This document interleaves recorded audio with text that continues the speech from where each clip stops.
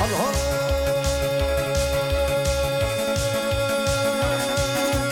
sen halkına dayansın, sen halkına dayansın, halkın sana dayansın. Bağıt kuşu azmanına kanat yayır Türkmenim.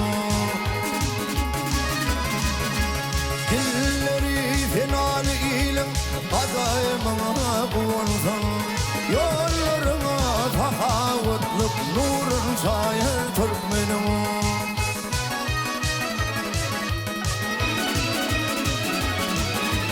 Birin keyfen bir var, bir alma bir nar. Ey gelirleri yedekli kıyılarının adı var.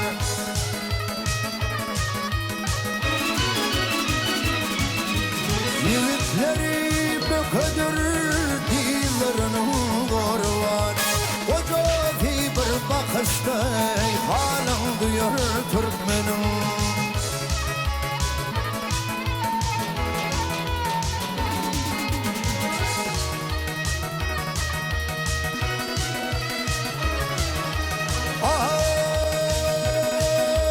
Dağlarının kayası boğazına ses koşar.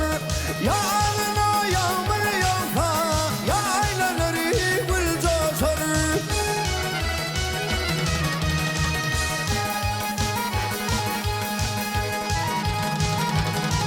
Yeyilleri duamattır, maksat muradı koşar. Asmanının güneşi elem soyar Türkmenim.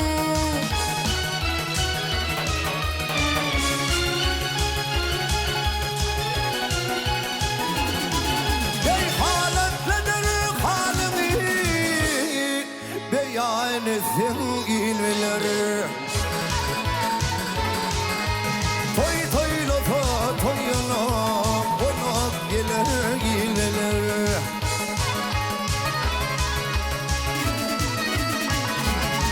Ey vasfın beyan ederdin eziz hayırdır diller.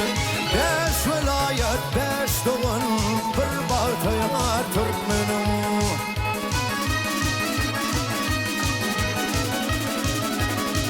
Ey karımın şahir dilim vatan vasfına hayran. Keder kurun devlete devamet ya Türkmenim.